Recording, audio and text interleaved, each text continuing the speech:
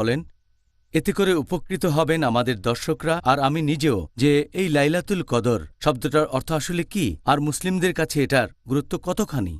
আলহামদুলিল্লাহ ওয়াসসালাতু ওয়াসসালাম আলা রাসূলিল্লাহ ওয়া আলা আলিহি ওয়া সাহবিহি আজমাইন, আম্মা বাদ। আউযু বিল্লাহি মিনাশ শাইতানির রাজীম, বিসমিল্লাহির রহমানির রহিম। রব্বি ইশরাহ লি সাদরি ওয়া ইয়াসসির লি আমরি ওয়াহলুল উকদাতাম মিন লিসানি ইয়াফকাহু কাওলি।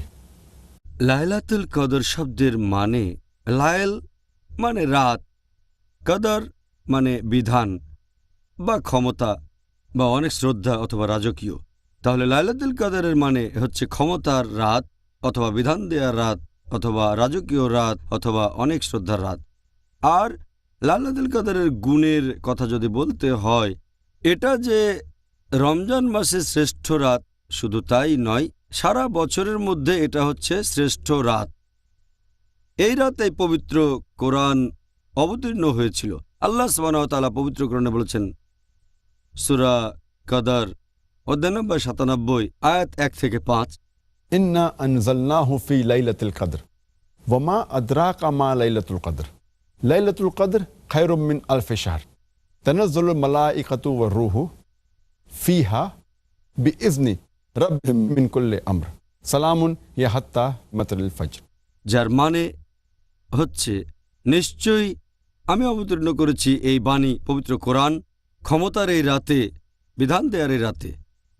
আর এই মহিমান্বিত রাত সম্পর্কে তুমি কতখানি জানো?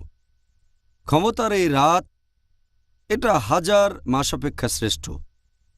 এই রাতে ফেরেশতাগণ এবং রূহ তারা তাদের প্রতিপালকের অনুমতিক্রমে অবতীর্ণ হয় প্রত্যেক কাজে। শান্তি বজায় থাকে সকাল পর্যন্ত।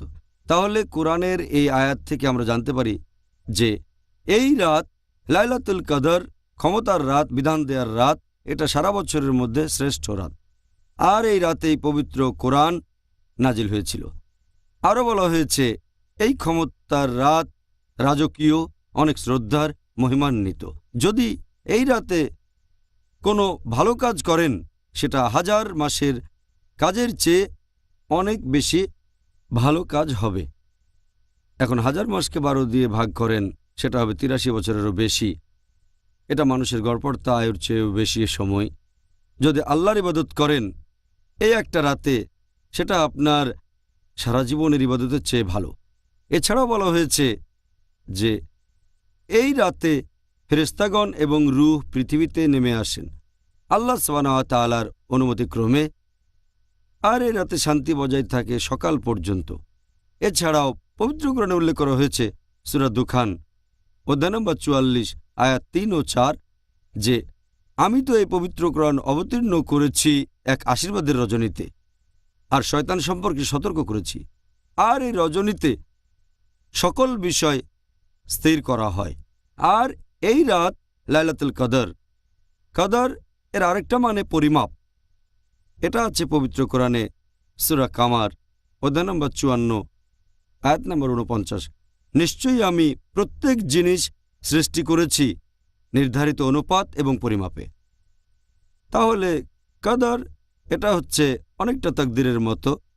এটা বিধান দেওয়ার রাত যে আল্লাহ সুবহানাহু ওয়া তাআলা অবতীর্ণ করেন, বিধান বা তাকদীর, যে সারা বছর ধরে কি কি ঘটবে এই লাইলাতুল কদর থেকে পরের লাইলাতুল কদর পর্যন্ত।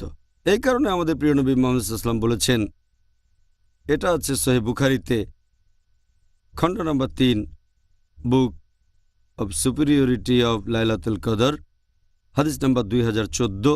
যদি কেউ নামাজ পড়ে কদরের রাতে ঈমানের সাথে আল্লাহর পুরস্কার লাভের আশায়, তার অতীতের সব গুনাহ ক্ষমা করা হবে।